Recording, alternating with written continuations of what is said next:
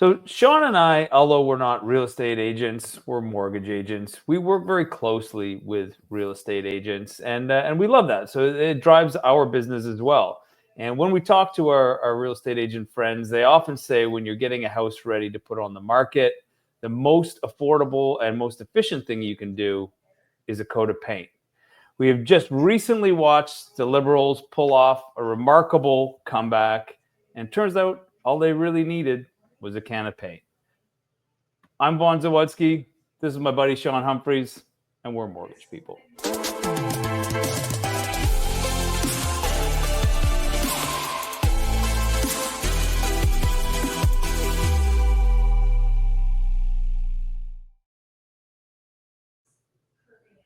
Was that fair to say? Can of paint? That's what it feels like. I love how I have no idea what you're going to say on the intro. Like a can of paint. Where are you going with this? Like, what does this have to do with anything? Yeah, it meanders a little bit. Hopefully it came together coherently this time. Yeah, I think I personally I think I'm a little bit more excited about Mark Carney than what you are. I know we've probably had, we've had some off-air conversations here. I think the adult in the room is one thing that's come up in the media. Even globally, people are seeing Canada as the adult in the room.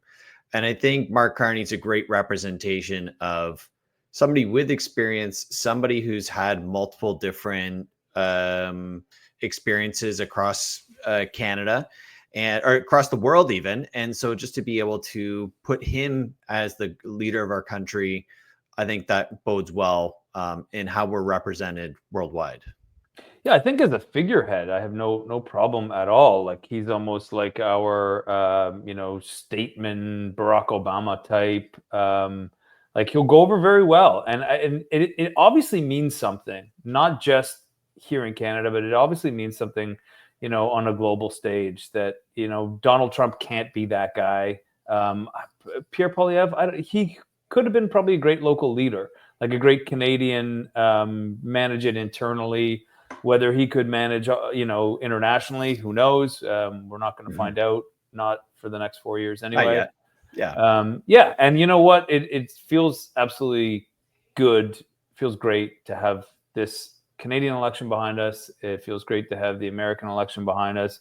We essentially, like here we are at the end of April, we essentially have 3.5 years of our North American governments to work together to come up with resolutions to some of the problems. I don't have a problem with Mark Carney as a leader. I had a little bit of an issue with that it seemed to boil down to a popularity contest. That Justin Trudeau was so unpopular that everybody was going to close their eyes and plug their nose and vote for the other guy until somebody more popular came along. And it's like we're not even voting on policy. We're not voting on party. We're just voting on individual. That's really what it seemed to boil down to me. So I have a bit of a problem with that. I don't think it's most educated. Well, I think that's what politics is, though. Is it's at the core, it's a popularity contest. Like, who can you see as the leader? Who would you be proud of? I think, to give Pierre Poilievre his flowers, like he grew the base of the Conservative Party to levels not seen since 1988.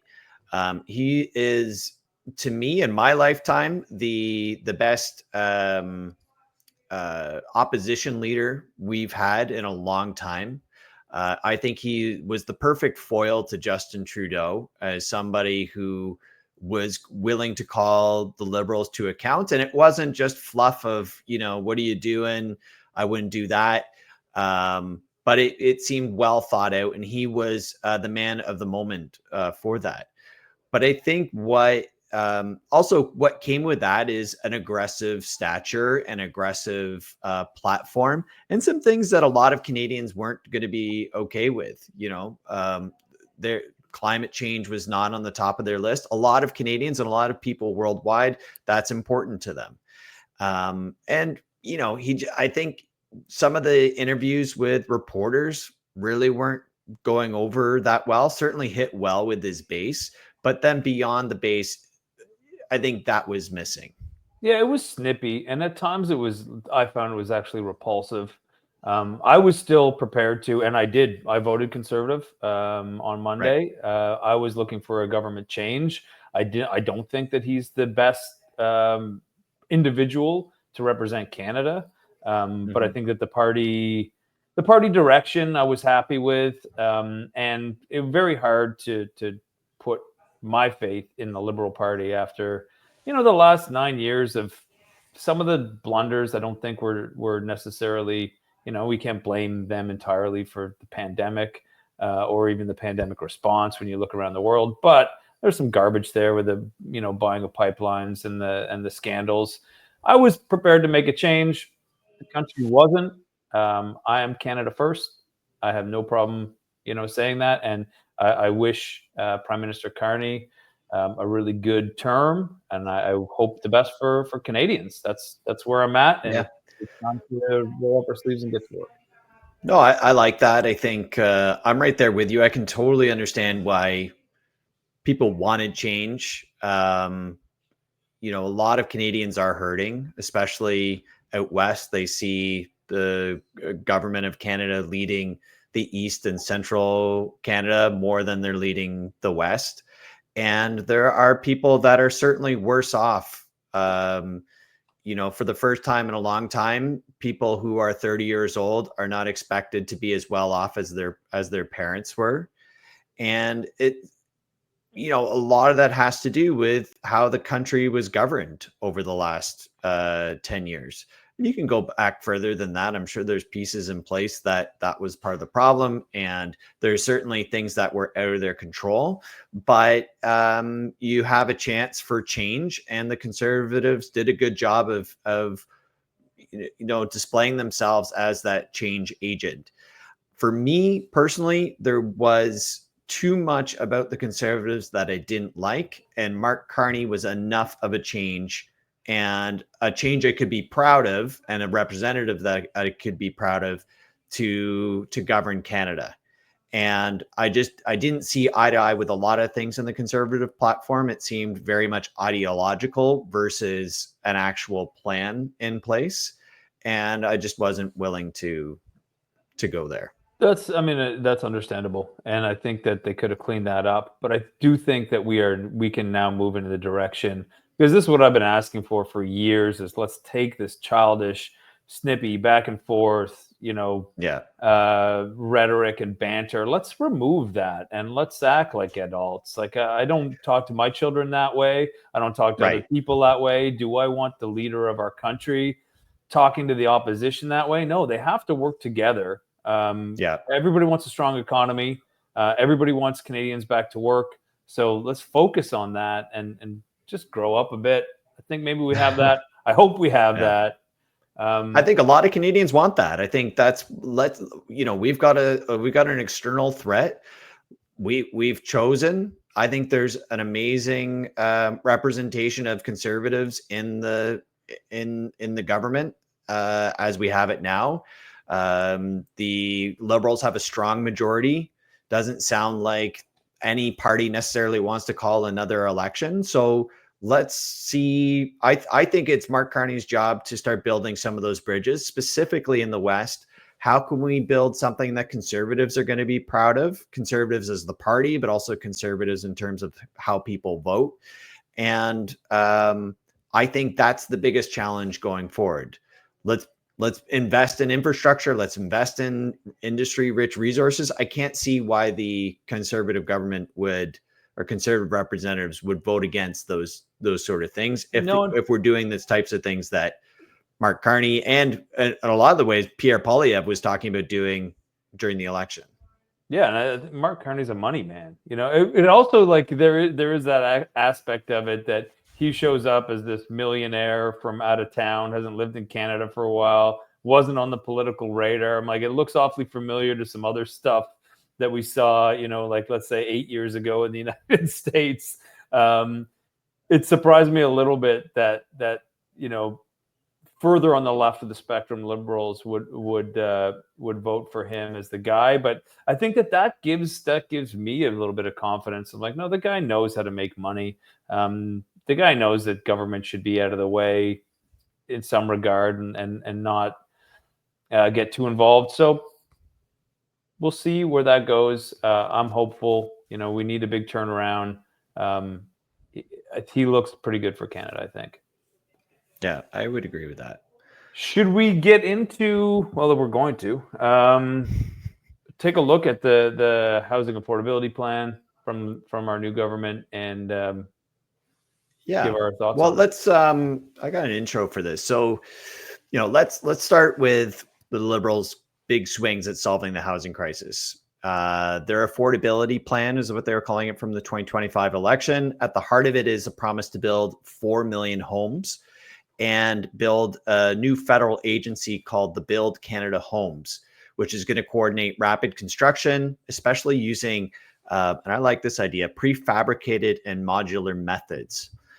There's a mix of tax incentives like removing the GST on new homes under 1 million for first-time home buyers, and $10 billion earmarked for affordable housing and shelters. Actually, I've got a slide on this. Let me pull it up while I'm kind of teeing this up here, Vaughn. And certainly the no GST on new homes. I think that's an incentive that will actually work. It's an incentive that doesn't cost the government much money to put in place. It'll incentivize building and buying. So I think that's a good. Yeah, I'm interested in. I think it's an ambitious plan. Certainly, it's federal, but it does cross into provincial and municipal turf, and it banks hard on that collaboration as well as supply chain growth. So I know you've always leaned conservative. What's your take? Do you think this level of government involvement actually helps, or do you see it more as federal overreach? I've had my heart broken by by politicians making promises in the past. And so I'm not going to let that happen again. 4 million homes, that's not going to happen, unfortunately. Yes, we need them. No, I don't believe that will happen. Crossing over into municipal lines, I could see that getting held up quite a bit. So, I'm aware of the plan. I'm just not sure that a lot of it can be executed. But I think some of it can, right? So the GST eliminated, they can execute that one. It's an easy win. Can they build, 100,000 homes a year on top of what was already going to be built? Yeah, I think so. So we were at something like 227,000 new homes last year. Are we going to even get to 300,000 this year? Not likely. But maybe by the end of the term, we'll actually see an increase in production of new houses being built. So look, I don't really believe most of this stuff is going to come to fruition. In terms, specifically. Well, I think they'll make these promises in their next budget. I think I'm assuming I'm expecting to see a lot of this, $10 billion for affordable housing and shelters, including Indigenous housing. I think that's something that's going to be in the budget. 25 billion to grow manufactured housing industry.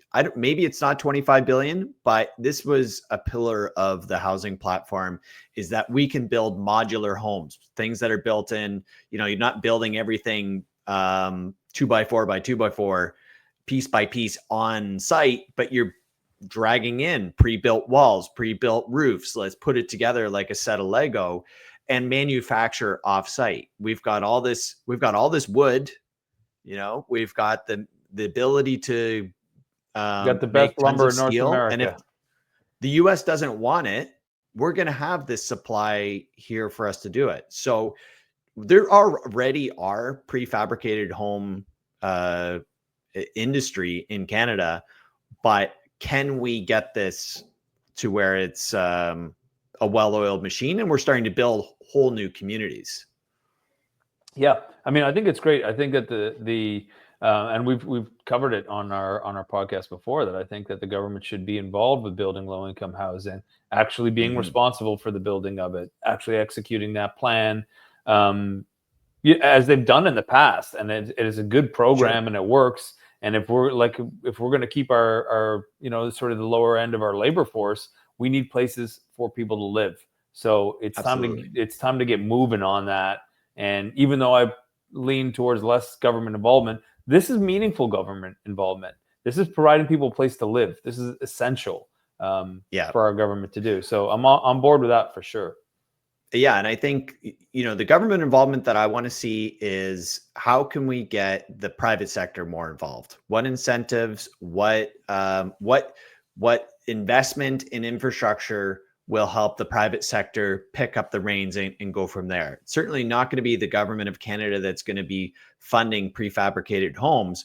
But what do prefabricated home suppliers need in order to ramp up development? Where can we get more of these sort of developers in place? And let's target the different places that we can let's get some quick wins. Like there must be some quick wins when it comes to building out the supply. That's the type of thing that's the infrastructure I want to see. It's always tax incentives, really. If you can let a company make some money without having to give half of it back to you, that's a motivator, right? And it would be a motivator for the Canadian population too. To lower our taxes. Money goes where it's most welcome, right? So is it just tax incentives for prefabricated home builders? It's the least complicated thing I think that a government can do. As soon as, when you hear about, we're going to start a task force, you go, oh, fuck, here we go. We're going to dump millions of dollars into consultants that may be retired from an industry. They're information may not even be up to date. And that's the part that drives me nuts. Whereas the tax incentive is just quite simple, I think. Here you go. Well, you can make more money. The investment in skilled trades. I think there's a pre-step to that. I think let's get the labor force up to snuff. Let's invest in getting more skilled trades, getting more people able to help build homes, right? I think one thing, and I'm going to butcher what he said exactly, but basically said if you want to be in skilled trades, now's the time. Like it is a viable future. We need to build homes. We need people that can build them. I think that's a mom and dad responsibility, right? We need to tell our kids, this is where the future is, because if you think you're going to be a pencil pusher like dad, probably not. Right? Yeah. A robot's going to take my job eventually. Hopefully not in my lifetime. Right.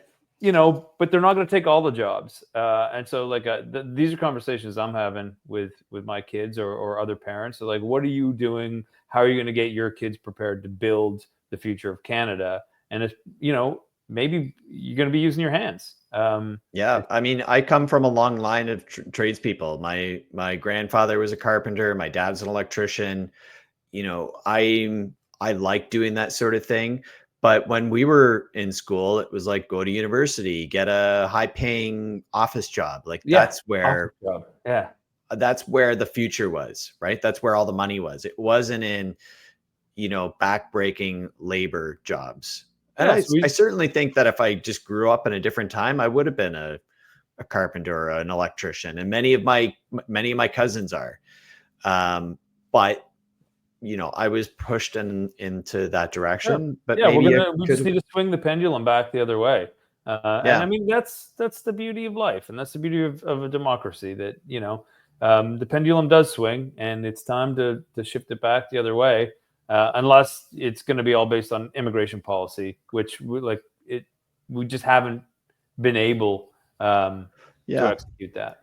I think maybe I'm talking to a turn here, but I think at the time when I was going through school, it felt like those trades jobs were lesser. Somehow I wouldn't be reaching my potential if I didn't go to university and get an office job. If I just became, it was almost like, this isn't as good as you, this is fine, but this isn't as good as what you can do. And I don't think that's ever was the case. I think that perception did exist, or at least it was more glorified to go to get it. You're going to be a businessman when you grow up. That certainly was maybe just that's where our parents thought the money was. Sure. Because when I talk to my kid about it, I'm like, the money is not there anymore. The money is in, right? Just go where the money is, because if you want to buy a house, if you want to have financial independence in the future, you have to make money. So yeah. And I like that type of work where you can work as many hours as you want and you can make all the money you want, or you can start a business doing as a carpenter. Especially when you're young, Um, right? You have those hours to contribute, and if each of those hours is worth a bigger paycheck, you'll do it. yeah. So I think if we can get back to, after what is probably the 60s, 70s, the people moved out to the suburbs, right? They moved out of the downtown cores and out to the suburbs because there was tons of housing available. There was these viable communities where people could get to work and be close to work. I think, Scarborough was a big, people driving into the middle of nowhere into Scarborough, like, which is now part of Toronto. We need more of those sort of developments into those areas. Absolutely. If you take a drive up north of like White's Road, there's a lot of stuff going on up there in the Pickering Yeah. area north. So yeah, that's exciting. Looks like the focus will be, I guess, first on dealing with Donald Trump and the tariffs and trade war, and then the housing will come in eventually. But I think that we still have some work to do before we can get to it. Mm-hmm. Yeah, I'm with you. So I heard you have some good news for me. Do I have some good news? So this is, let me just pull it up here. This was an article in one of our mortgage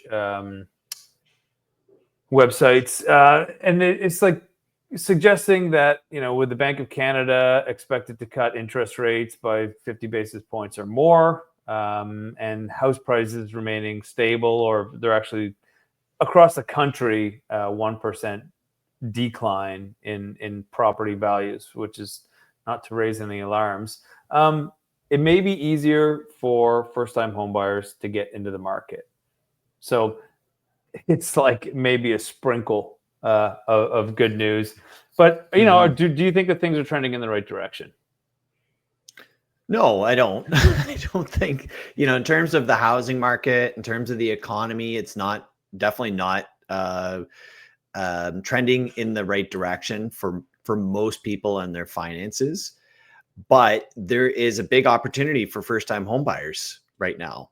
In general, interest rates have come down, close to 4% in that range, up from, they were like at 6% at one point. So they've dropped, considerably over that time. Since 2021, I saw a map that showed out of all the ridings in the GTA, 15 of those ridings have decreased in price since 2021, since the last election.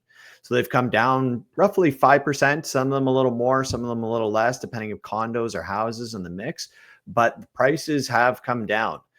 So it's a bit more of a sophisticated time to buy a home today than it was 4 years ago during the pandemic. And like, let's not get us wrong here. We don't want house prices to come down. That's not the solution. The solution is to build more houses, because Right. if house prices come down, the economy is going to tumble with it. There's so much equity and wealth tied up in real estate that a real estate crash would not be good for anybody, and it would not get the market moving at all. So Yeah. interest rates coming down can help out quite a bit. There's all kinds of first-time homebuyer incentives.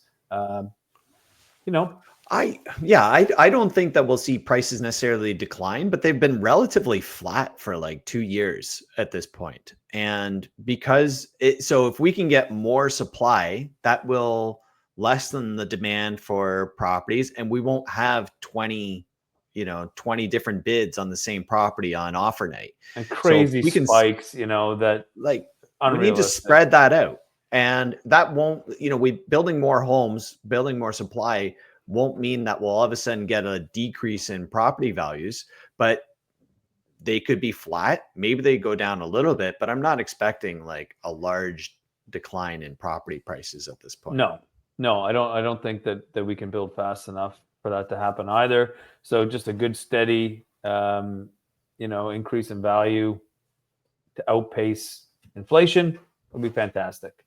Yeah. Now, with that said, I think it's Korea. Yeah, it is. Has forecasted. They've adjusted their forecast for home sales in 2025, and they expect it to remain flat.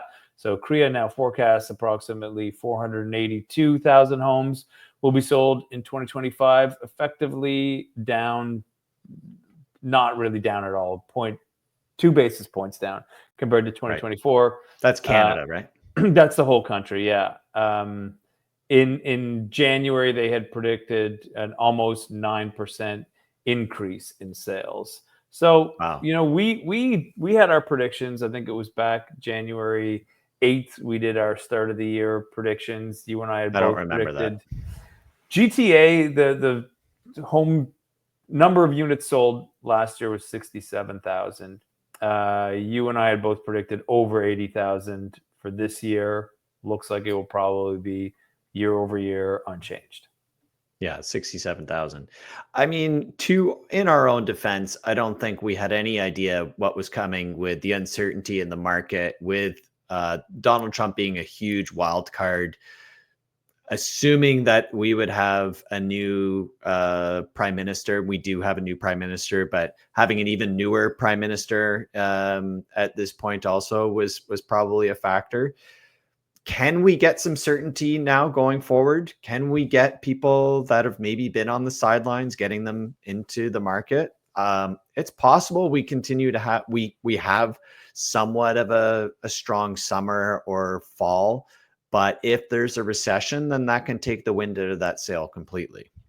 Yeah, and I think that the tariff talk and this stuff, like I don't know when President Trump will put this to bed, but if he does put it to bed, even just publicly, I think that that can be the first of the building blocks that is required. Like a trade war is not going to help. I don't know if we've avoided it. It seems like the tariff stuff has cooled down, but then you'll read something about what he posted on Truth Social and you go, what the hell is this? And it's that fragile right now that a tweet or a truth post, I don't know. It's truth. A truth. Fuck. You can't make this stuff up. You can't make it up. But it seems to, rock the world every time it happens. So yeah, we're gonna need the stability in order to change those predictions back to being as rosy as we had hoped. Yeah, I agree. I think that we're not completely wrong at this point, but we're pretty wrong in terms of the projection of like over 80. I think I said 83,000 units sold. Like that's probably not even possible at this point without a major surge, and it's not pointing in that direction right now, which is all the affordability is there. I'm not expecting prices to go down, but I'm just not expecting prices to skyrocket. Usually is what they would do in the spring market. Walking around my neighborhood, there's lots of properties for sale. There's properties that are priced well, that would typically get multiple offers and sell within a week.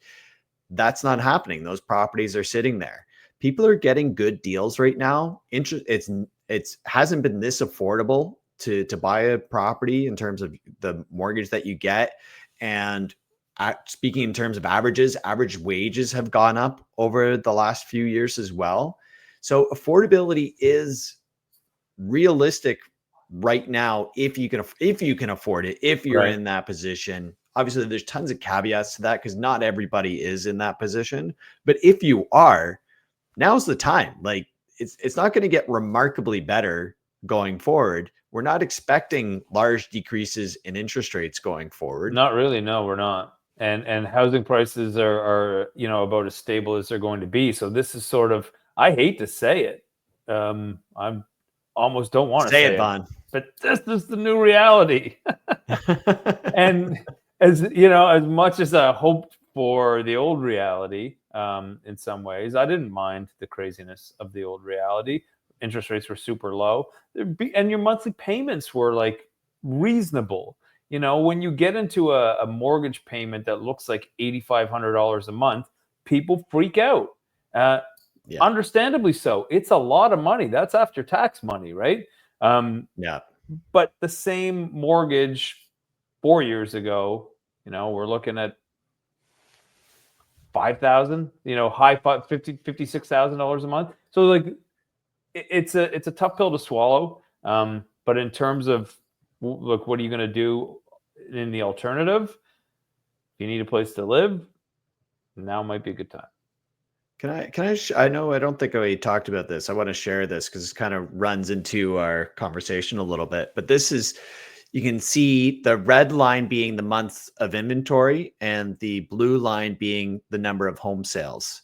And it's seasonally adjusted as well. So essentially, like at the end of it, you're seeing months of inventory going up, houses are sitting longer, and number of sales is declining.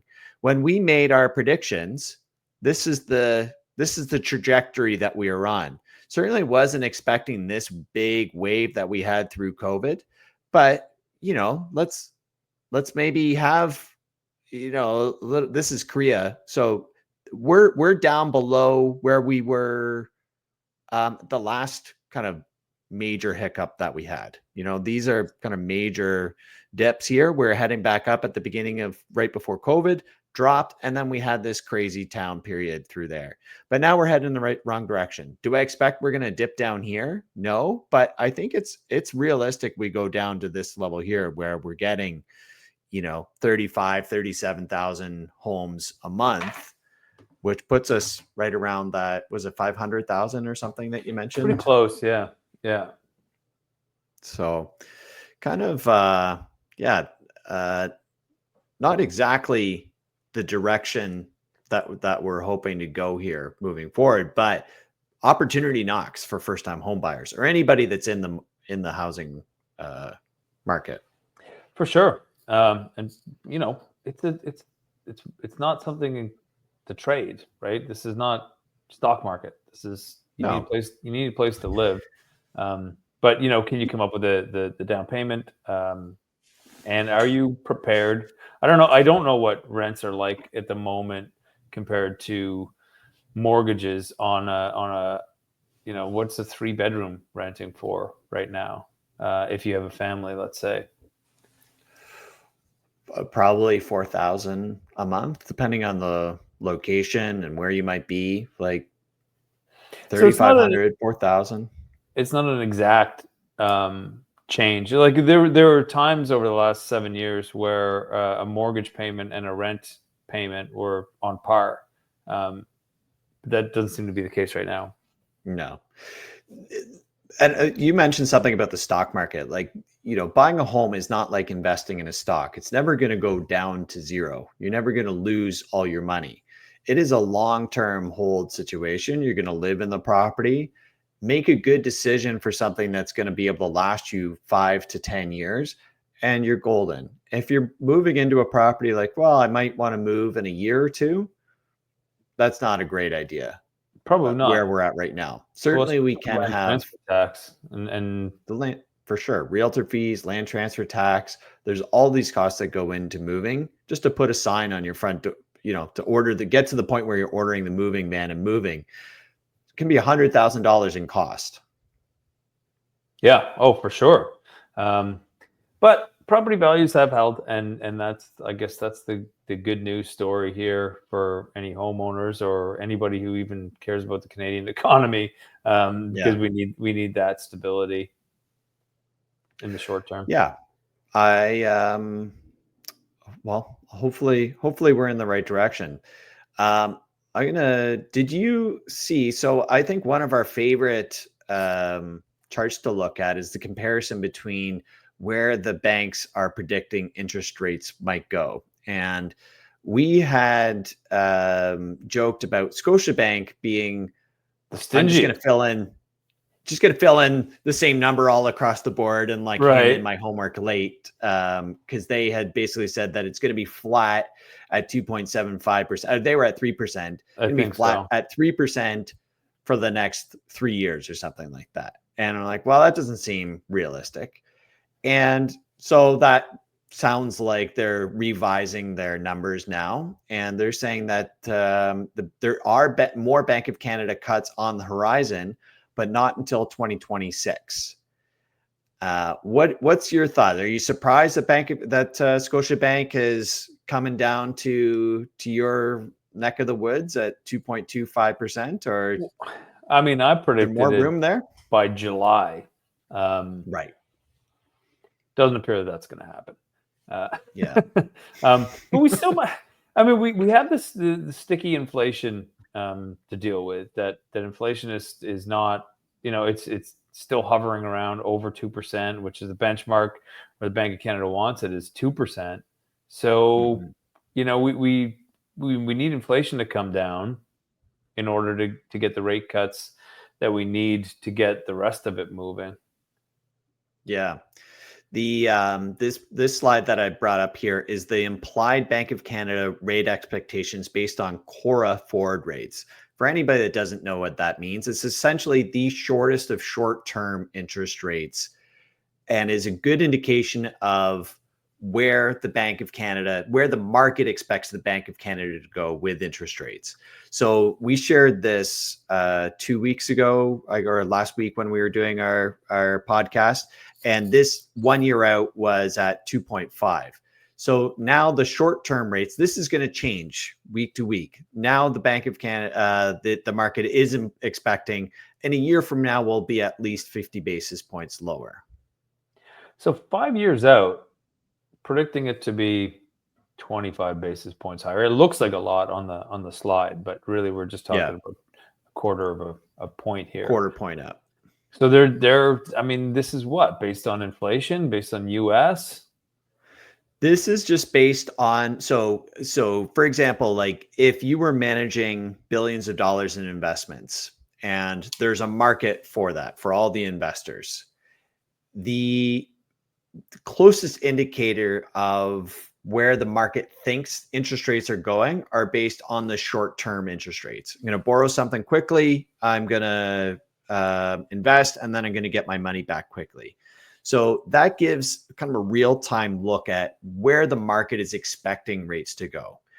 I think you can get some insight out of where it's going to be in a year from now. But anything beyond that, I think, is just they're making it up as they go along. It's like trying to predict the weather more than 2 days weather out. 5 years from now will be this. Okay, well, maybe it probably will be warm in May, probably will be warm in June, but what's going to happen between now and then? So they're expecting that we'll have a recession, interest rates will be lower, and then in 5 years from now, we will start to recover. Maybe this is more indicative of where Donald Trump is in terms of his reign as king of United States. Hopefully it doesn't continue beyond the 4 years that he's allotted. Or else, you could scrap the whole thing. We got no predictions for that. We don't. Yeah. So go ahead. Yeah, go ahead. I was going to say, let's take a look at our predictions for interest rates, what the Fed's going to do, and I think you have something prepared for that. Yeah, let me just grab that again. So I know we talk about this a lot, and I've created a slide on it, but this is also where, so kind of implied on that last slide is where the Bank of Canada, where the market thinks that the Bank of Canada is going to go with interest rates. And right now for the next meeting on June 4th, about a 50-50 chance of a 25 beeps rate cut and a slightly bigger chance that there's no cut at all. It doesn't, it's kind of a your guess is as good as mine, is what the market is saying at this point. You start to get some agreement once it gets over 65% one way or another. So right now, even though it says there's a 45% chance, really means that there's not a lot of agreement that there would be a rate cut, and it's not really in the cards until you get 65%. That's indicative of, it seems like all the markets right now is just it's a wait and see approach by the looks of it. Yeah. And the US is in a completely different place in their rate cycle. They haven't even begun cutting rates at this point, where we've cut ours aggressively. They've not cut theirs at all. Some numbers came out today. recessionary type numbers, job numbers not looking good. The GDP is not growing as well in the US. So, this 25 beeps rate cut is edging up. We were at about 1% a couple months back. So there's still no real chance that the Federal Reserve cuts rates at their next meeting on May 7th. But it's, I think they might cut rates before we do at this point. With their 800 billion% tariffs on China, their cost of goods is going to go up. So that will, that will lead to the inflationary triggers that will keep the interest rates high. So yeah, we got to make some changes there. So these are the numbers I look at when I'm making my guess of what the Bank of Canada is going to do. I look at, people that are managing the most amount of money and have the most to lose on this. What are they saying? And they're typically right. Certainly the Bank of Canada can surprise, but they don't do that a lot. No, and probably not yet. But perhaps in May we'll learn of things could turn around a little bit and new forecasts, new outlooks come about. But as of right now, I would say wait and see. My predictions this year so far have been garbage. So I guess if I'm in a variable, so to make this real for people in variable rate mortgages, if I'm in a variable rate mortgage and I've got a good discount, probably not looking to lock in right now. You'd be kind of locking in the same interest rate. I think there are future rate cuts to be had. It's more of a policy, a frame of mind having a variable interest rate rather than something you should be using to time the market. If you're waiting for the perfect time to lock into a fixed rate, nobody's going to ring a bell. Nobody's going to let you know exactly the right perfect time to do it. If you're in variable, it's because you believe in the variable rate product and you can handle some of that risk. Sure. If you can't handle that risk, if you're calling your mortgage broker every 6 weeks as the Bank of Canada is meeting the next day, just lock into fixed and get some good sleep at night and stop worrying about it. Couldn't agree more. Yeah. So I think a lot of people should consider fixed rates, even though there are future variable rate cuts to be had. We just don't know when that's going to happen and what that's going to look like. Right now, I would say it's not a great time to rely on the Bank of Canada to do that heavy lifting for you. We're near the bottom. It seems like we are, at least with the information and the data that we have right now. So I would not rely on the Bank of Canada to do more than 50 basis points, even over the term, even over like a 5-year term of your mortgage. There's nothing to indicate that it's going to bottom right out. I predicted 2% is going to be the bottom. And, I think that we're going to have to grind to get there. So, yeah. It's certainly in the realm of possibility we get to 2%, but there's no, the people making the big bets are not betting that, and we're doing the same. Considering that during the pandemic we were at 25 basis points, Bank of Canada overnight rate, right? Right. Like that's what we're looking at. 2% is not crazy, if it's 2.25, but like we're not going back to 25 basis points unless something tragic happens. So we're not betting. We don't really want to bet on that either. Yeah, I agree with you. I think I think there's a lot to talk to your mortgage broker, do some internal soul searching on what makes sense for you. But there's no shame right now in the fixed rates. I think that we should wrap it up there. Vaughn, it was a pleasure. Maybe this is our longest episode ever, but certainly enjoyable from my perspective. If you enjoyed the content, please feel free to like, subscribe, tell all your friends about it. And we're looking forward to seeing you next week on the Mortgage People podcast.